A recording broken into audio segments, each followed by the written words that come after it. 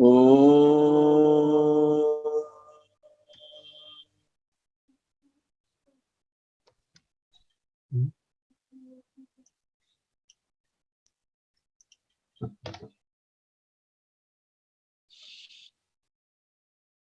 ओ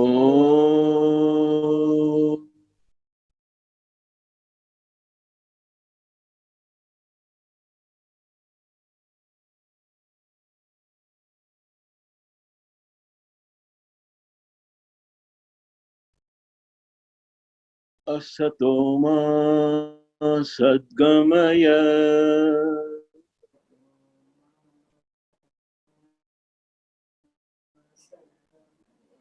तमसो मा ज्योतिर्गमय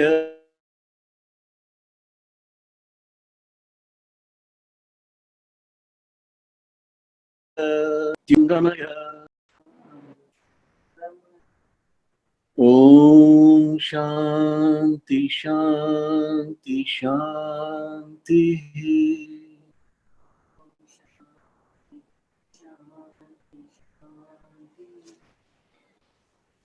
अब आंखें खोलिए। तो आज का विषय है एफर्ट वर्सेस डेस्टिनी, पुरुषार्थ वर्सेस प्रारब्ध। पिछले किसी सेशन में एक बात आई थी और मैंने कहा था कि आपको जीवन के सारे प्रश्नों का उत्तर नहीं मिलेगा। कई प्रश्न अंधेरे में हैं, गहना कर्मणो गति, हर प्रश्न का उत्तर नहीं है। पर आज मैं आपसे कहना चाहता हूं कि हर प्रश्न का उत्तर है, मे भी उस ढंग से नहीं है जिस ढंग से आप समझना चाहते हो, पर हर प्रश्न का उत्तर है।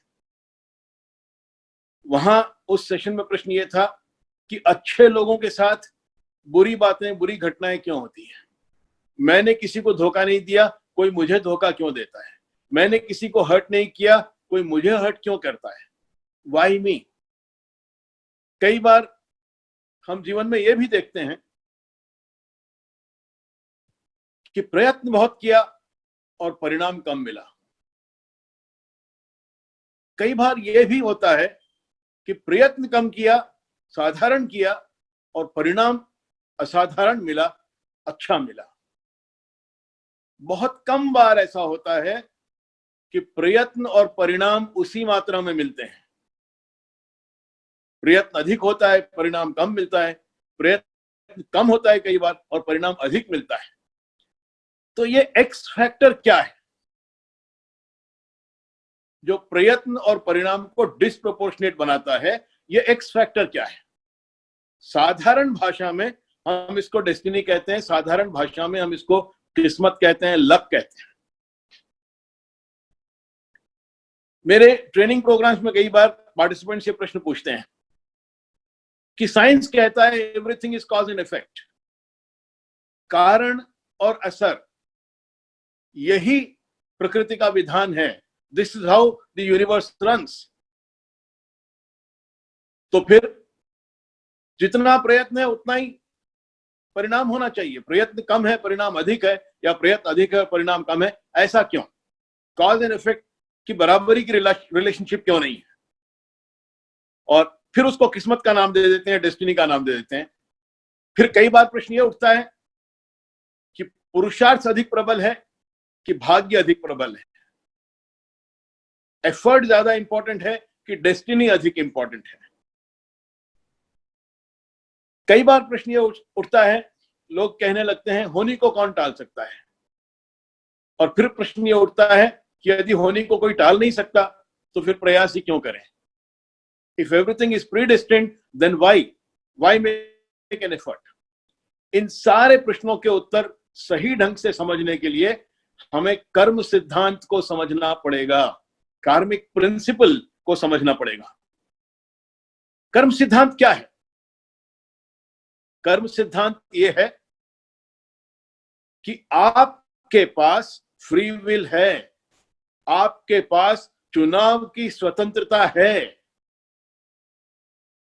You have a free will to make a choice in life. लेकिन जिस क्षण आप चुनाव कर लेते हो उसके बाद जो चुनाव आपने किया, उस चुनाव के जो परिणाम होंगे, जो कॉन्सिक्वेंसेस होंगे, उनके आप जिम्मेदार हो जाते हो। You have a free will to make a choice, but once you make a choice, you become responsible for the consequences of the choice you have made. ये कर्म सिद्धांत है। अब ये जो चॉइसेस आप करते हैं, ये 3 लेवल्स पर चॉइसेस करते हैं: मन, वचन और कर्म। Thought, word and deed. आपने मन में सोचा कि मुझे किसी को धोखा देना है या मुझे किसी की सहायता करनी है, और फिर वो किया भी नहीं, तब भी कर्म हो गया सूक्ष्म लेवल पर। आपने कहा शब्दों में किसी से कुछ, शब्दों का चुनाव किया और कह दिया किसी से कुछ, तब भी कर्म हो गया। वो आपने किया या नहीं किया अलग बात है, ये सूक्ष्म लेवल पर कर्म हो गया। थॉट बहुत सूक्ष्म लेवल पर है, वचन थोड़ा सा और सूक्ष्म, कम सूक्ष्म लेवल पर है, और वो आपने वास्तव में कर दिया, तब ये बहुत ही स्थूल लेवल पर कर्म हो गया। तो मन, वचन और कर्म, थॉट, वर्ड एंड डीड, तीनों स्तर पर आप चुनाव करते हो। आपने मन में एक पर्टिकुलर थॉट को एंटरटेन किया, ये चुनाव हो गया। आपने मुंह से एक वचन कह दिया, ये चुनाव हो गया। आपने जीवन में कोई काम कर लिया, ये भी चुनाव हो गया। ये तीनों लेवल पर आप कर्म करते हो और ये चुनाव होता है। अब इसके कॉन्सिक्वेंसेस जो होंगे, इसके परिणाम जो होंगे, उसके आप जिम्मेदार हो गए हो। परिणाम कब होंगे और परिणाम क्या होंगे, ये एक अलग प्रश्न है। आपने जो चॉइस किया, आपने जो कर्म किया, मन, वचन या कर्म के लेवल पर, ये एक बीज की भांति है। ये बीज आपने बो दिया ब्रह्मांड की चेतना में। अब इसका जिम्मेदार, इसके परिणाम के जिम्मेदार आप हो गए। कुछ बीज मिर्ची के बीज जैसे होते हैं, वो 3 महीने में उग जाते हैं। कुछ बीज इमली के बीज जैसे होते हैं, 40 साल लगते हैं। कर्म तो इससे भी और गहन है। कुछ कर्म है, उनके फल एक क्षण में मिल जाते हैं। कुछ कर्म है, उनके फल मिलने में कई जन्म लग जाते हैं। कर्म सिद्धांत यह है कि फ्रीडम ऑफ चॉइस है, चुनाव की स्वतंत्रता है। पर एक बार आपने चुनाव कर लिया मन, वचन या कर्म के लेवल पर, तो उस चुनाव का जो परिणाम है उसके आप जिम्मेदार हो गए। वो जब भी आएगा तब आएगा परिणाम, पर उसकी जिम्मेदारी से आप बच नहीं सकते। ये कर्म सिद्धांत है। अब जितने आज तक आपने कर्म किए हैं, इस जन्म में या पिछले कई जन्मों में, उनमें से जिन कर्मों के फल आप भुगत चुके हो, वो कर्म तो एग्जॉस्ट हो गए। पर जो बचे हुए कर्म थे, पिछले जन्म में जब आपकी मृत्यु हुई, उस क्षण जो बचे हुए कर्म थे वो आपकी आत्मा के साथ लिपट जाते हैं। उनकी इम्प्रिंट आपकी आत्मा पे पड़ जाती है। ये कार्मिक इम्प्रिंट है, और ये फ्यूएल है उस आत्मा की यात्रा का। इस फ्यूएल के प्रभाव में फिर वो आत्मा अपना अगला जन्म सुनिश्चित करती है, जन्म की टाइम सुनिश्चित करती है, जन्म की प्लेस सुनिश्चित करती है, पेरेंट्स सुनिश्चित करती है, अगले जन्म का स्पाउस सुनिश्चित करती है, भाई बहन सुनिश्चित करती है। ये फ्यूएल है। जो कार्मिक इम्प्रिंट आपकी आत्मा के ऊपर मृत्यु के समय है रहा, वो आपका अगले जन्म का स्थान, समय, पेरेंट्स, स्पाउस, भाई बहन, ये सारी व्यवस्थाएं तय करता है। इसी इम्प्रिंट के फलस्वरूप आपको जो टैलेंट मिलने हैं, आपका जो डीएनए मिलना है, आपकी जो फिंगरप्रिंट मिलनी है, आपकी जो एक्सक्लूसिव यूनिक पर्सनालिटी मिलनी है, वो आपको संस्कारों के द्वारा मिलती है। ये कर्मों का प्रभाव है। कई बार मुझसे मेरे ट्रेनिंग प्रोग्राम में पार्टिसिपेंट्स पूछते हैं कि क्या आपका पुनर्जन्म में विश्वास है? और मैं कहता हूं हाँ है। और मेरा पुनर्जन्म में विश्वास है, इसका एक तार्किक कारण है, एक लॉजिकल रीजन है। एक ही समय एक ही जगह पर दो बच्चे पैदा होते हैं, एक की बुद्धि कम होती है, एक में बुद्धि अधिक होती है। एक सुंदर होता है, एक कुरूप होता है। एक स्वस्थ होता है, एक अस्वस्थ होता है। एक अमीर घर में पैदा होता है, एक गरीब घर में पैदा होता है। यदि एक ही समय जन्मे दो बच्चों में डिफरेंसेस हैं, ये असर है, ये इफेक्ट है, तो इस इफेक्ट का कॉज कहीं ना कहीं होना चाहिए, कारण कहीं ना कहीं होना चाहिए। और क्योंकि ये जन्म के समय ही डिफरेंसेस हैं, तो इसका कॉज डेफिनेटली पिछले जन्म में ही हो सकता है, क्योंकि कॉज हमेशा इफेक्ट से पहले होता है, कारण पहले होता है, असर बाद में होता है। और इसलिए मेरा पुनर्जन्म में विश्वास है। दो ट्विंस भी हों, एक ही माता पिता के जन्म में हो, तब भी उनमें डिफरेंस होता है। दो सियामीज ट्विंस भी हों, एक ही एग के बने हुए दो ट्विंस हैं, तब भी उनमें डिफरेंसेस होते हैं।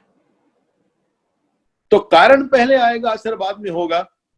और क्योंकि जन्म के समय डिफरेंसेस हैं, तो डेफिनेटली इसका कारण जन्म के पहले कहीं होना चाहिए। ये कई बार चर्चा होती है। कई बार मुझसे लोग पूछते हैं कि आपका कुंडली में विश्वास है क्या?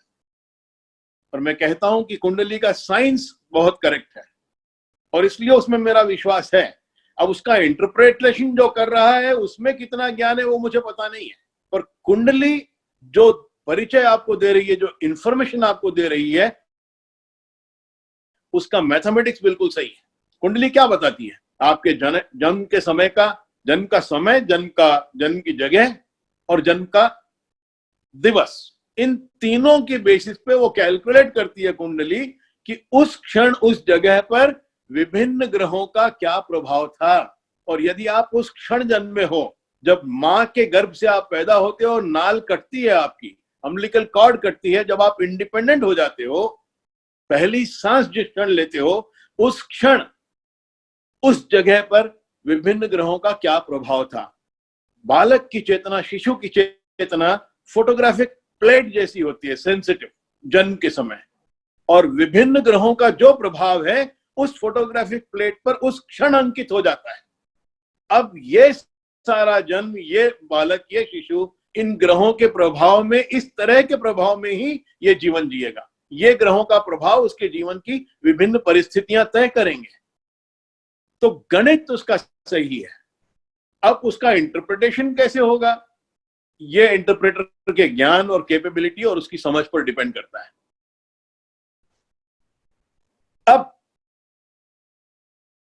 ये जो आपके कर्म हैं आज तक किए हुए, इस क्षण तक, पिछले कई जन्मों में और इस क्षण तक, उसमें से जिन कर्मों के आपको प्रभाव मिल चुके, कॉन्सिक्वेंसेस, परिणाम मिल चुके, वो तो एग्जॉस्ट हो गए।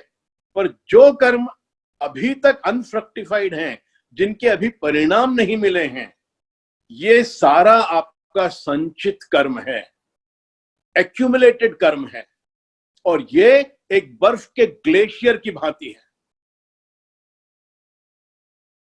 अब इसमें से कुछ बर्फ पिघल गई है और वो एक नदी की भांति आपके जीवन में बह रही है। ये प्रारब्ध कर्म है, जिनके परिणाम मिलने आपको शुरू हो गए हैं, आरंभ हो गए हैं। जो बर्फ पिघल गई है और नदी की भांति बह रही है आपके जीवन में, ये प्रारब्ध है। रब्ध मतलब जो मूवमेंट आ गया है, जिसमें जो पिघल कर नदी बहनी शुरू हो गई है, ये प्रारब्ध कर्म है। और इस नदी में आपका जीवन एक नाव की भांति है, और इस नाव में आप जो चप्पू खे रहे हो, जो चप्पू चला रहे हो, ये आपका आगामी कर्म है। आगामी कर्म मतलब पुरुषार्थ। आज की डेट में, इस समय आप जो कर रहे हो, वो पुरुषार्थ है। तो जो संचित कर्म है वो बर्फ का ग्लेशियर है। इसमें से जो पिघल गया है, जिसके प्रभाव मिलने शुरू हो गए हैं, परिणाम मिलने शुरू हो गए हैं, ये प्रारब्ध कर्म, ये नदी है। और इस नदी में आपका जीवन एक बोट है, और इस बोट को आप जो चप्पू चला रहे हो, ये आपका आगामी कर्म है। अब मान लीजिए कि प्रारब्ध कर्म की नदी एक दिशा में 3 किलोमीटर पर आवर की स्पीड से बह रही है, 3 किलोमीटर पर आवर की स्पीड से बह रही है, और आप नाव उसी दिशा में खे रहे हो, चप्पू चला रहे हो 5 किलोमीटर पर आवर की स्पीड से। तो 5 किलोमीटर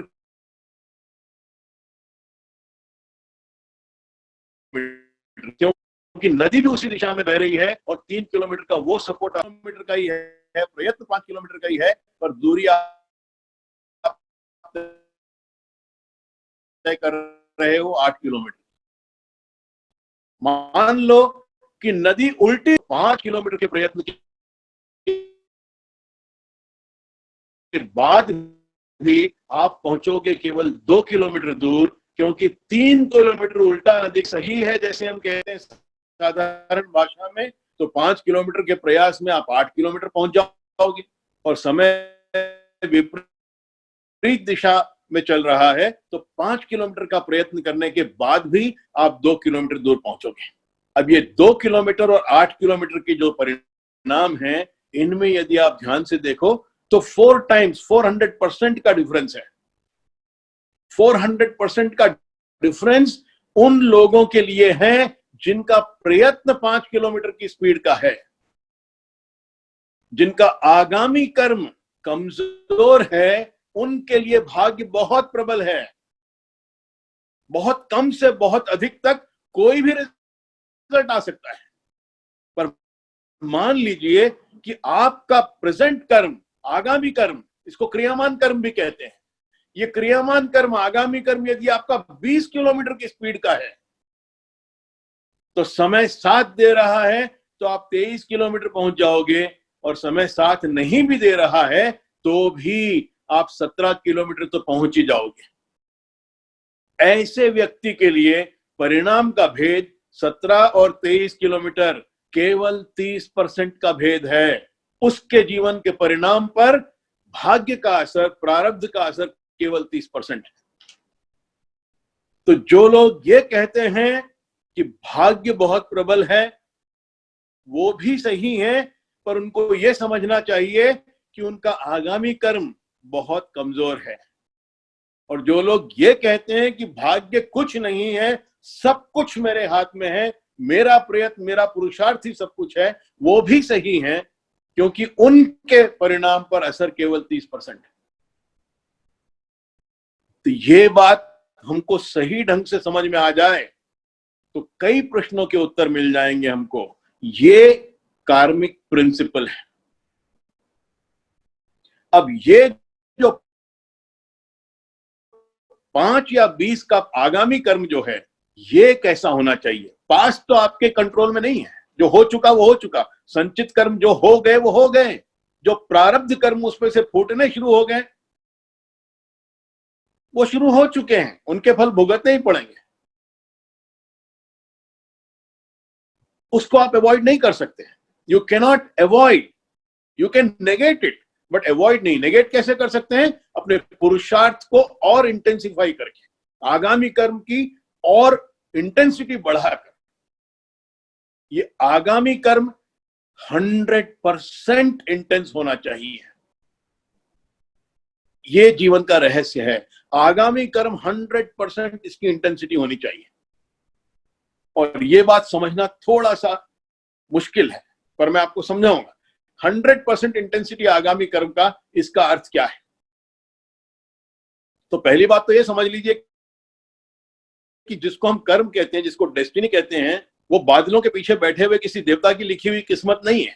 किसी के पास इतनी फुर्सत नहीं है कि बादलों के पीछे बैठे शंख चक्र गदा पद्म पहने हुए कोई देवता है और वो बैठ के आपकी किताब लिख रहे हैं, आपकी किस्मत लिख रहे हैं। वो आप ही के द्वारा किए गए पुराने कर्म हैं, संचित कर्म हैं, और उनमें से जिन कर्मों के प्रभाव आपको मिलने शुरू हो गए हैं, ये प्रारब्ध कर्म है, ये भाग्य है।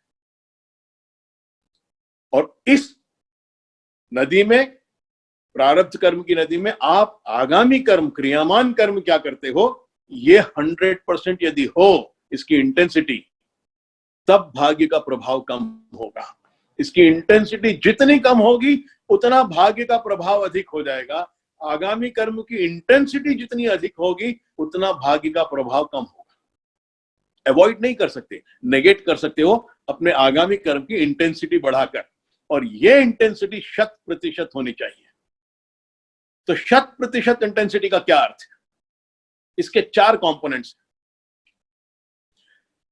आपका प्रायश्चित कर्म 100% होना चाहिए,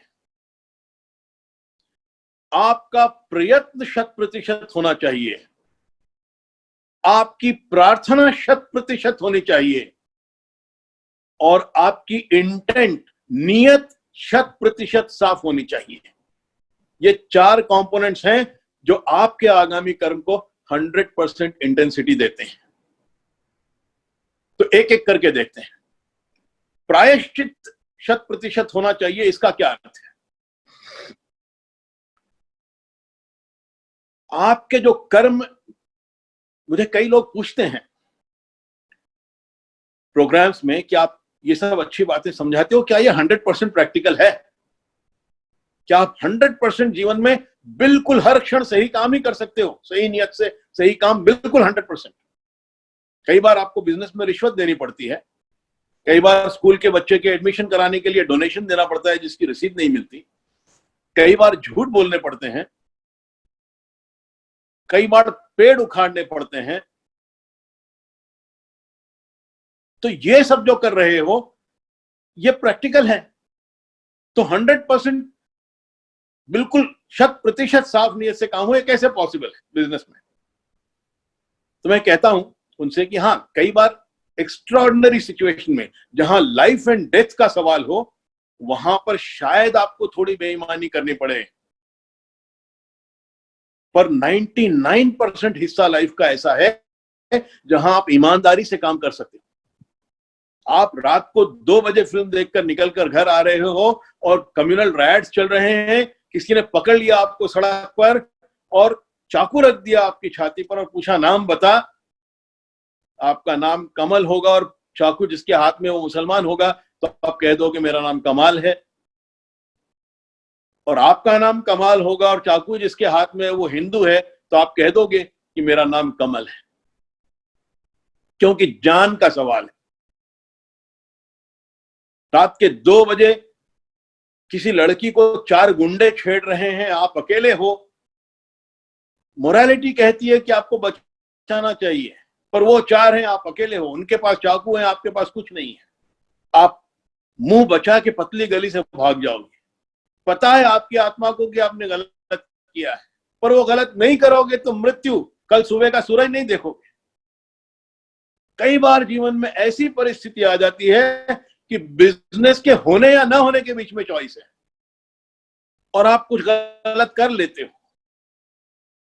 ये परिस्थितियां जीवन में हार्डली 1% हैं, 99% आप सही काम कर सकते हो।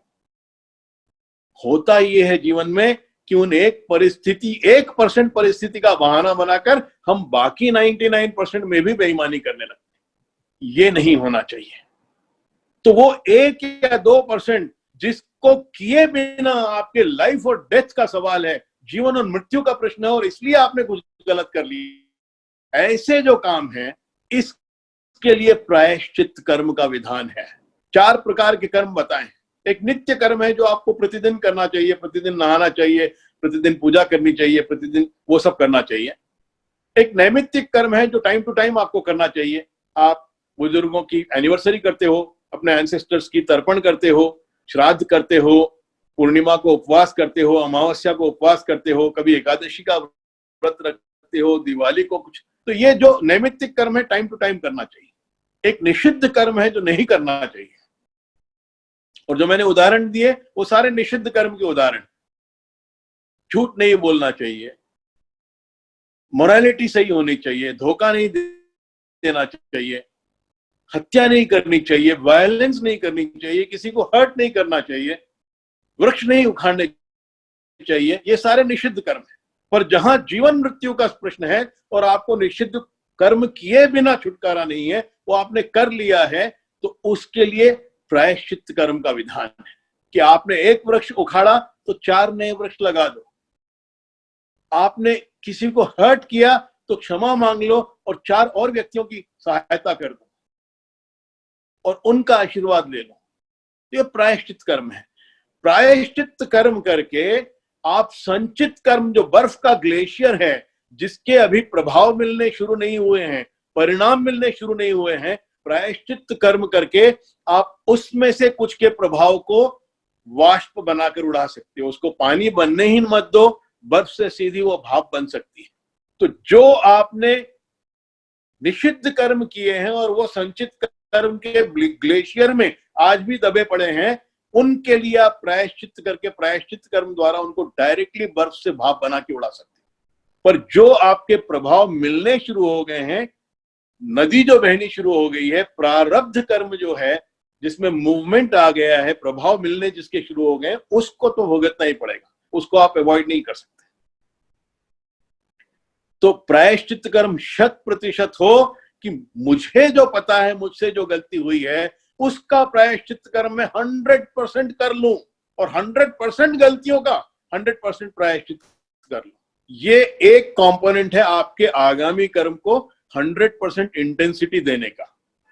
इससे आपके संचित कर्म में जो नेगेटिविटी है वो आप हैंडल कर सकते हो। अब इसके बाद मैंने कहा 100% प्रयत्न होना चाहिए और 100% प्रार्थना होनी चाहिए।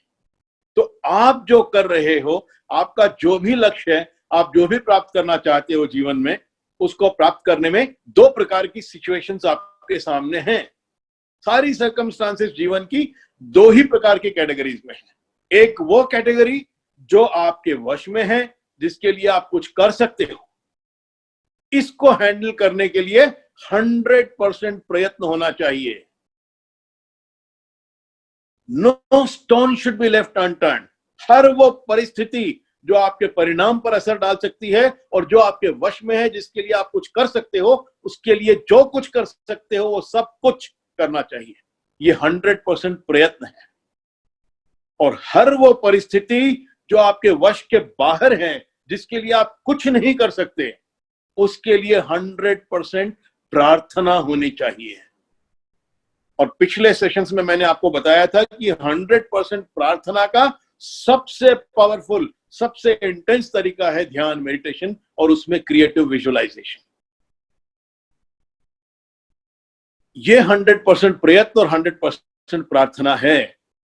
पर इसके लिए सबसे महत्वपूर्ण कंडीशन है, you must drop your ego.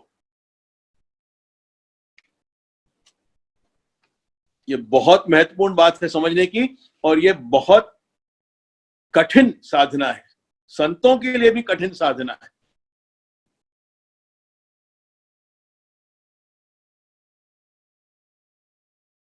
आध्यात्म की सबसे कठिन साधना है अपनी ईगो को त्यागना, और ये 100% प्रयत्न के लिए भी आवश्यक है और 100% प्रार्थना के लिए भी आवश्यक है। क्यों आवश्यक है, मैं समझाता हूं।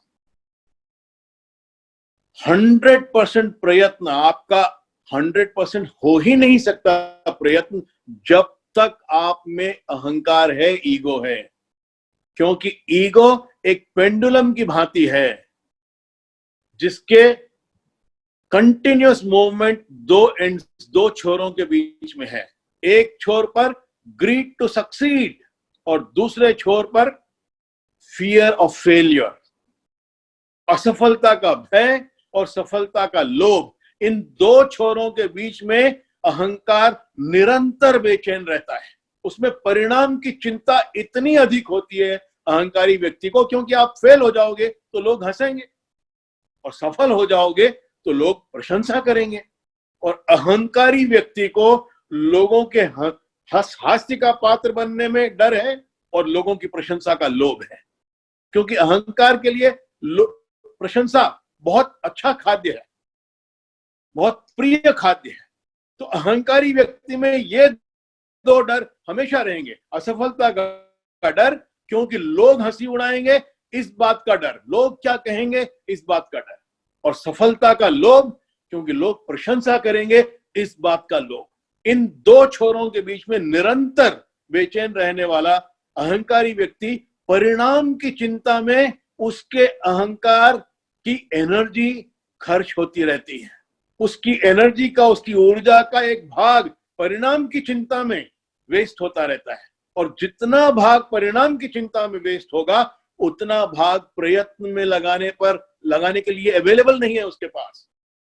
100% उसकी जो ऊर्जा है, उसमें से 20-25% ऊर्जा यदि परिणाम की चिंता में व्यस्त हो रही है, तो 80% ही उसके प्रयत्न में लग सकती है।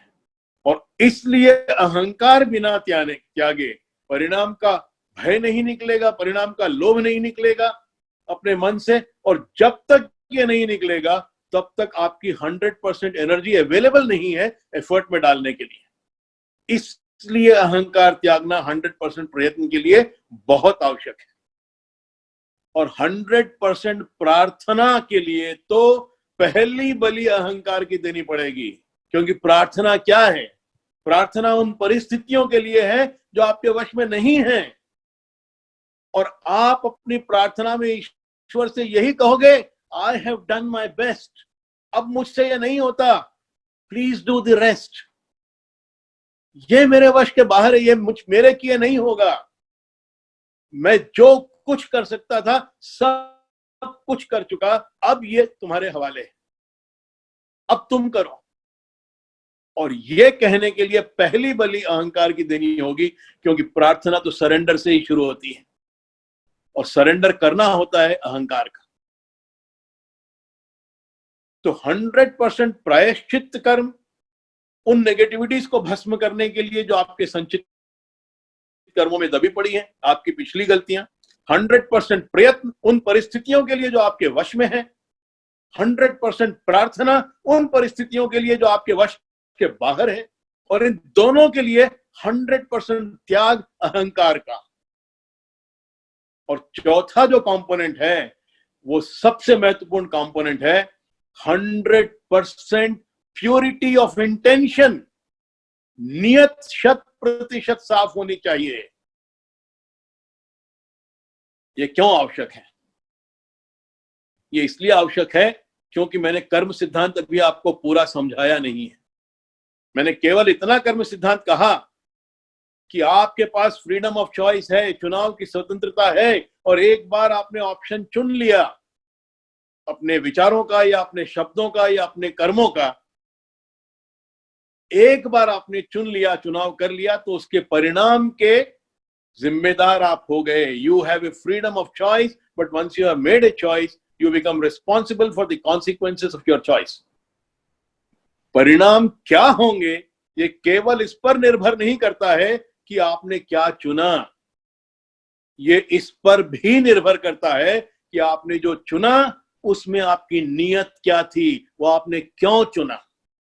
क्या चुना ये एक कंपोनेंट है, क्यों चुना, आपकी नीयत क्या थी, what was your intention behind that choice, ये तय करेगा कि परिणाम क्या होगा।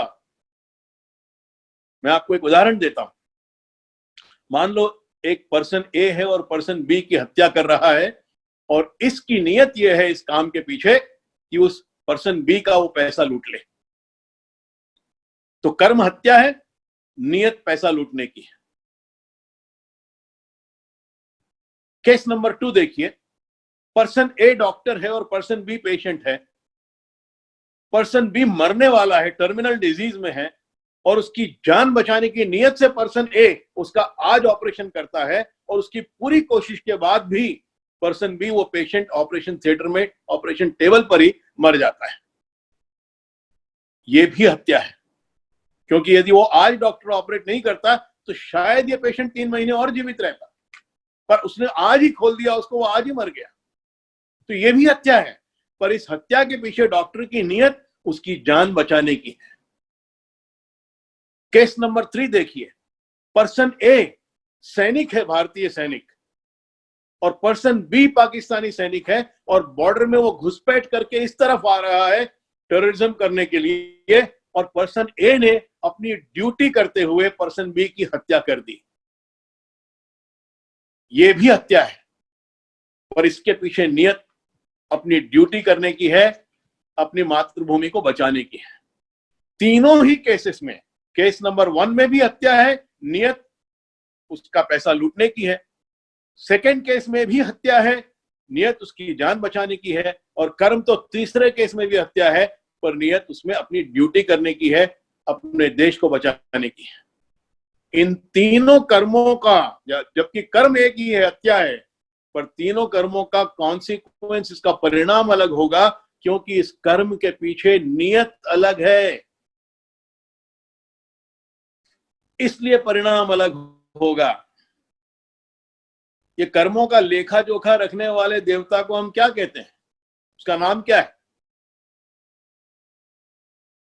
बड़े बूढ़ों को तो पता होगा, नौजवानों को पता है कि नहीं मुझे नहीं पता, पर कर्म के लेखा जोखा रखने वाले देवता का नाम है चित्रगुप्त।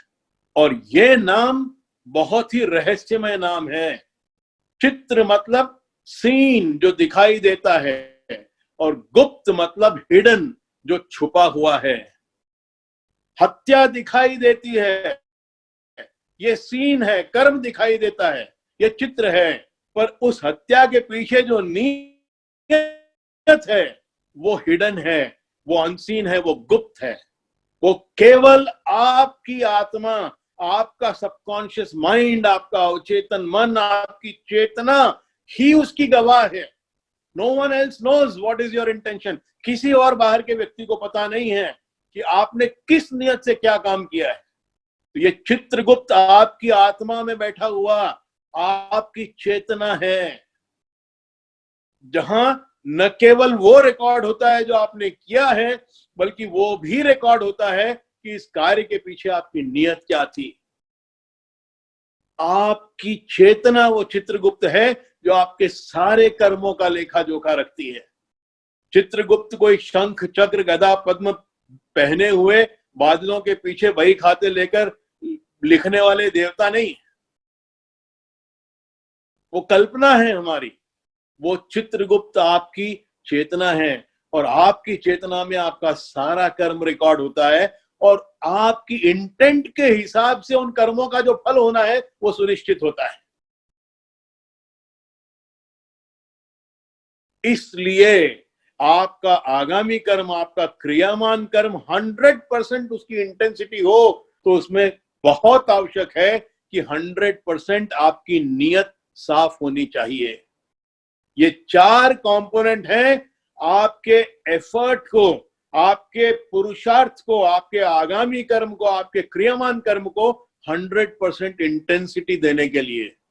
100% प्रायश्चित, 100% प्रयत्न उन परिस्थितियों के लिए जो हमारे वश में है, 100% प्रायश्चित उन गलतियों के लिए जो हमने जाने अनजाने में की है, 100% प्रार्थना उन परिस्थितियों के लिए जो हमारे वश के बाहर हैं, और 100%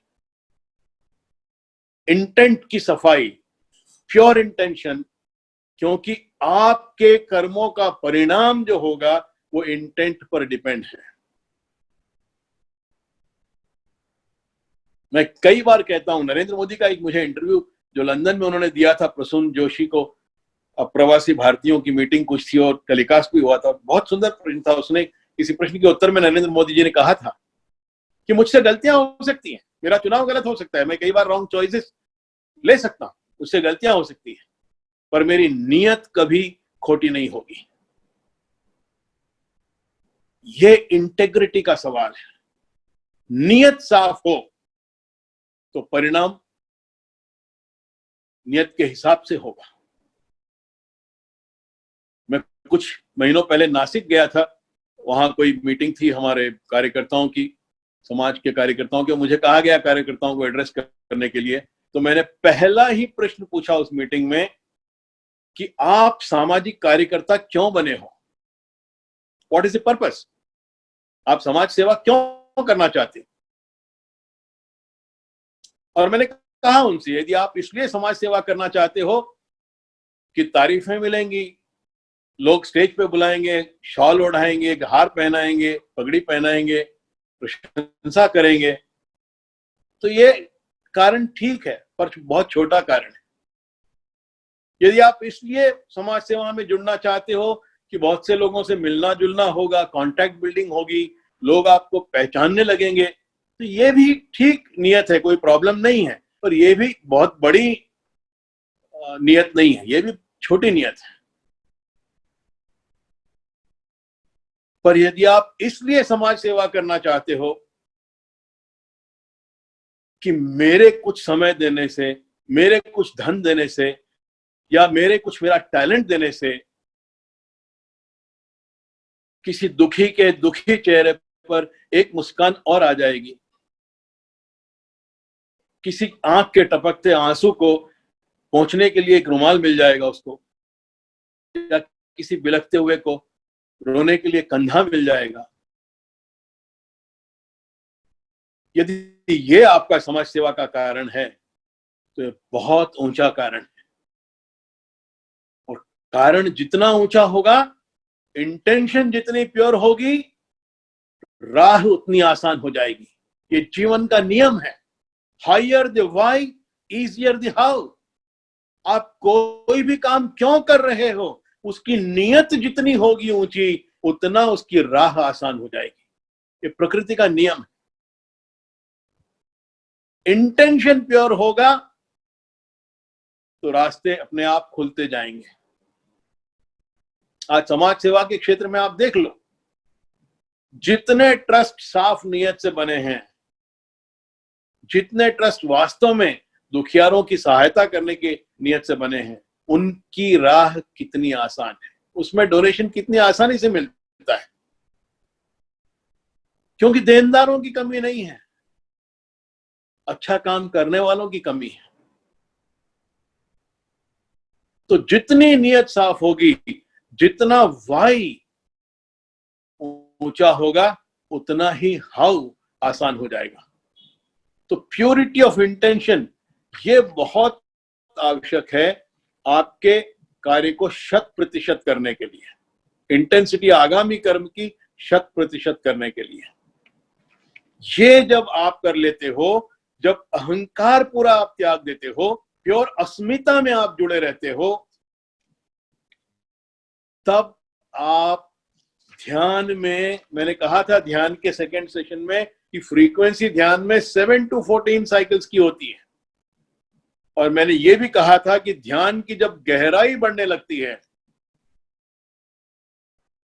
तब आप 7 से नीचे निद्रा को बाईपास करके 6, 5, 4, 3, 2, 1, 0 तक पहुंच सकते हो, समाधि तक पहुंच सकते हो, जैसे जैसे ध्यान आपका गहरा होता जाएगा।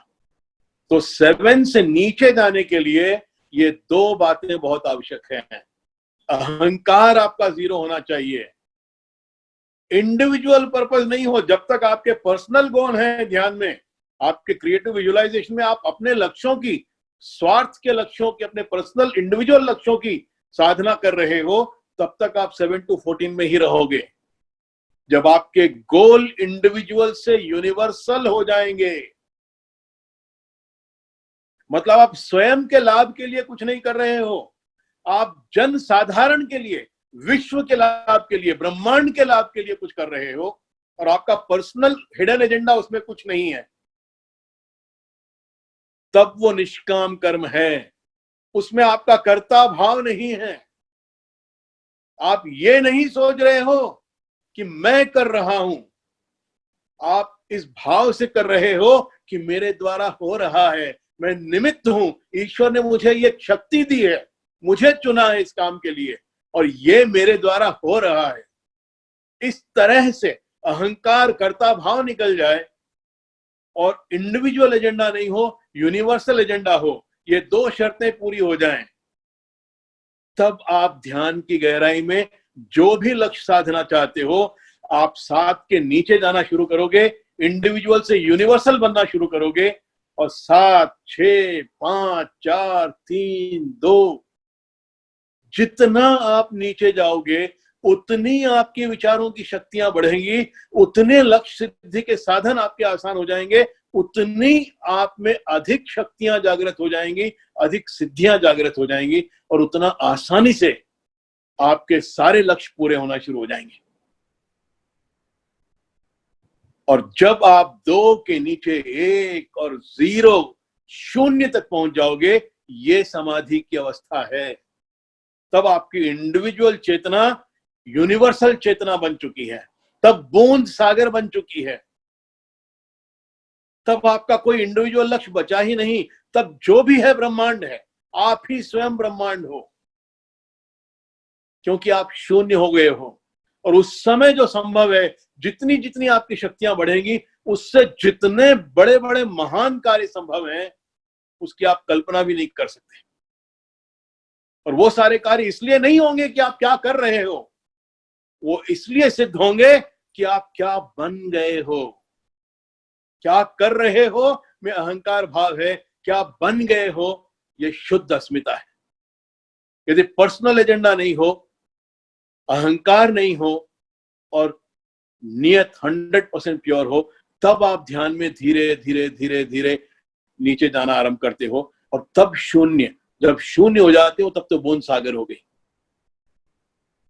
ये एनलाइटनमेंट है, ये ज्ञानोदय है, क्योंकि वो शून्य ही सारी इंफिनिटी का जन्मदाता है।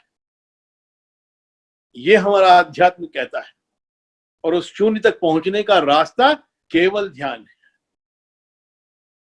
हमारे 4 वेदों में लाखों श्लोक हैं और सारे लाखों श्लोकों का सारा सार एक महावाक्य में दिया है।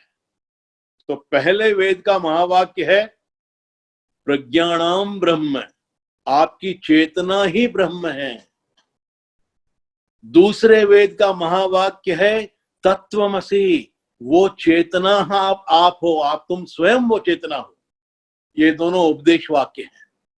और तीसरे और चौथे वेद के महावाक्य ये अनुभव वाक्य, एक्सपीरियंशियल स्टेटमेंट्स। तो तीसरे वेद का महावाक्य है अयम आत्म ब्रह्म, मेरी चेतना ही ब्रह्म है, यह अनुभव वाक्य है। और फाइनल स्टेटमेंट चौथे वेद का महान महावाक्य यह है, जब आप अनुभव कर लेते हो अहम ब्रह्मास्मि, मैं ही ब्रह्म हूं। पर इस मैं में मैंपन नहीं है, ईगो नहीं है, ये मैं अबोध अस्मिता का स्टेटमेंट है, अहम ब्रह्मास्मि। ये कुछ नहीं हो जाना, सब कुछ प्राप्त कर लेने की दशा है। ये सबसे ऊंचा ज्ञान है, एनलाइटनमेंट। आप किसी भी साइंस में, किसी भी आध्यात्म में देख लो, कहीं भी देख लो, जीवन के किसी भी क्षेत्र में। पहले फिजिक्स में एटम को सबसे छोटा इंडिविजिबल इनविजिबल पार्ट मानते थे, फिर पता चला इलेक्ट्रॉन्स हैं, प्रोटॉन्स हैं, न्यूट्रॉन्स हैं, फिर पता चला कि इलेक्ट्रॉन्स, प्रोटॉन्स, न्यूट्रॉन्स भी नहीं, बहुत छोटे छोटे उसमें पार्टिकल्स हैं, फिर पता चला ये वाइब्रेशंस ऑफ एनर्जी है, और फिर पता चला ये तो शून्य का वाइब्रेशन है जो एनर्जी पैदा करता है। अब God particle, theory of everything की बात हो रही है। अंत में शून्य तक पहुंचेंगे, गॉड पार्टिकल शून्य, उस शून्य के वाइब्रेशन से ये इन्फिनिट कॉस्मोस, ये ब्रह्मांड बना है। ये फिजिक्स आज मानने लगा है। गणित में 12वीं सदी तक नंबर्स होते थे, numbers after numbers after numbers होते थे, और भारतीय वैज्ञानिकों ने, भारतीय गणितज्ञों ने उसके 2 छोर दिए, एक छोर पर शून्य और एक छोर पर इंफिनिटी, असीम। क्योंकि इस शून्य से ही सब कुछ बनता है, असीम, और वापिस असीम से इस शून्य में सब कुछ लुप्त हो जाता है। यही संसार चक्र है। और इसी बात को समझाने के लिए सारा मांडव्योपनिषद ऋषियों ने लिखा, ओम के मंत्र को समझाने के लिए। फ्रॉम साइलेंस एवरीथिंग, सर्जन, चलाना और विसर्जन, बैक इनटू साइलेंस, ये संसार चक्र, इसके लिए ओम का मंत्र, और इसको समझाने के लिए मांडव्योपनिषद। आप संगीत सुनिए, जितनी गिटार की, सितार की, वीणा की, तबले की जो ध्वनियां सुनते हो, वो ध्वनियां आप केवल इसलिए सुन सकते हो क्योंकि उन ध्वनियों को समेटे हुए चारों ओर गहरा मौन है, साइलेंस है। क्योंकि साइलेंस की बैकग्राउंड में ही ध्वनि म्यूजिक बनती है। साइलेंस नहीं हो तो चीख पुकार होगी, संगीत नहीं होगा। साइलेंस, मौन में ही संगीत उपजता है, और मौन में ही संगीत विलुप्त हो जाता है। आप जिस कमरे में बैठे हो, अभी मेरी बात सुन रहे हो, आप देखो उस कमरे में क्या क्या वस्तुएं हैं। टेबल होगा, मेज होगी, कुर्सी होगी, पंखा होगा, एयर कंडीशनर होगा, अलमारियां होंगी, दीवारें, फर्श, छत होगी, लाइट्स होंगी, और इसको आप बेडरूम कहते हो या इसको आप ड्राइंग रूम कहते हो। ये सारी वस्तुएं आप निकाल लो और इनका एक ढेर लगा दो बाहर लॉन में, तो क्या वो ढेर बेडरूम है? क्या वो ढेर ड्राइंग रूम है? वो ढेर ड्राइंग रूम नहीं है, वो ढेर बेडरूम नहीं है, वो कुछ नहीं, स्पेस जिसमें ये सारी वस्तुएं हैं, ये स्पेस हो तब वो बेडरूम है। वस्तुओं से बेडरूम नहीं बनता है। रूम का अर्थ अंग्रेजी में होता है स्पेस। भीड़ होती है तो आप बोलते हैं ना, there is no room, space नहीं है। तो वो कुछ नहीं, स्पेस के बैकग्राउंड में वस्तुएं बेडरूम बनाती हैं, कुछ नहीं, मौन के बैकग्राउंड में सारे स्वर संगीत बनाते हैं, वो कुछ नहीं, जीरो के बैकग्राउंड में सारे नंबर्स गणित बनाते हैं, वो कुछ नहीं, ऊर्जा के बैकग्राउंड में सारे कुछ पदार्थ ब्रह्मांड बनाते हैं। ये कुछ नहीं बन जाना, ये ज्ञानोदय है, ये एनलाइटनमेंट है, और वो ध्यान का अंतिम छोर है जिसको अष्टांग योग में समाधि कहा है। तो ये सारा कर्म सिद्धांत है। You have a freedom to make choices, but once you have made a choice, you become responsible for the consequences of your choice, and consequences will depend on not only what is your choice but also what is your intention behind that choice. आपके पास जीवन में free will है, चुनाव की स्वतंत्रता है, पर जिस क्षण आप चुनाव कर लेते हो, मन, वचन या कर्म किसी भी लेवल पर, उस चुनाव के परिणाम के आप जिम्मेदार हो जाते हो, और परिणाम इस बात पर निर्भर करेगा कि आपने क्या चुना है और क्यों चुना है। उस चुनाव के पीछे आपकी नियत क्या थी? वो चित्रगुप्त आपके भीतर ही बैठा हुआ है। तो आज तक के आपके जितने चुनाव हैं जिनके परिणाम आपको नहीं मिले हैं, ये संचित कर्म, ये बर्फ का ग्लेशियर है। और इसमें से जिन चुनावों के परिणाम आपको मिलने आरंभ हो गए हैं, ये बर्फ पिघल गई है, ये प्रारब्ध कर्म है। और इस प्रारब्ध कर्म में आपका, इस नदी में आपका जीवन नाव है, और आज आप जो चप्पू खे रहे हो, आज जो पुरुषार्थ कर रहे हो, ये आपका क्रियामान कर्म है। और इस आगामी कर्म की इंटेंसिटी 100% हो, तब भाग्य का प्रभाव कम होगा। और 100% इंटेंसिटी में 4 कंपोनेंट्स हैं। 100% प्रायश्चित अपनी पिछली गलतियों के लिए, ताकि वो ग्लेशियर बर्फ ऐसे ही भाप बन जाए। 100% प्रयत्न उन परिस्थितियों के लिए जो हमारे वश में है। 100% प्रार्थना उन परिस्थितियों के लिए जो हमारे वश के बाहर हैं। और 100% प्रयत्न और 100% प्रार्थना केवल तब संभव है जब आपने अपना अहंकार 100% त्याग दिया है। और 100% प्योरिटी ऑफ इंटेंशन, 100% साफ नियत, ये चारों कंपोनेंट 100% हो, तब आज आपका आगामी कर्म 100% हुआ, इसकी इंटेंसिटी 100% हुई, और तब भाग्य का प्रभाव आपके परिणाम पर कम से कम होगा। ये सारी डिबेट है कि भाग्य प्रबल है कि कर्म प्रबल है। भाग्य कुछ नहीं है, वो आपके ही पिछले कर्म है, इसलिए कर्म प्रबल है। और आगामी कर्म प्रबल हो, क्योंकि पिछले कर्म आप बदल नहीं सकते, केवल प्रायश्चित कर सकते हो। और आगामी कर्म प्रबल हो, इसके लिए 100% प्रयत्न, 100% प्रार्थना और 100% इंटेंट की प्योरिटी, और 100% प्रायश्चित उन कर्मों के लिए जो आपसे पिछली गलतियां हुई। ये चारों 100% हो, तब आपके परिणामों पर, जीवन के परिणामों पर भाग्य का असर कम से कम होता है। अवॉइड नहीं कर सकते, नेगेट कर सकते हो। अपने आगामी कर्म को, अपने क्रियामान कर्म को 100% इंटेंसिटी देकर। मेरा प्रयास आज का कदाचित आपके मन में कुछ शंकाओं का समाधान कर सका होगा, आपको कुछ और मिसिंग लिंक्स पूरे हुए होंगे आपके जीवन की समझ के। और यदि इससे आपके घबराते हुए मन को थोड़ी शांति, थोड़ी दिशा अच्छी मिले, तो मुझे लगेगा कि मेरा प्रयत्न आज का सार्थक हुआ। Thank you very much. कल फिर मिलेंगे 2:55 पर। धन्यवाद। नमस्कार।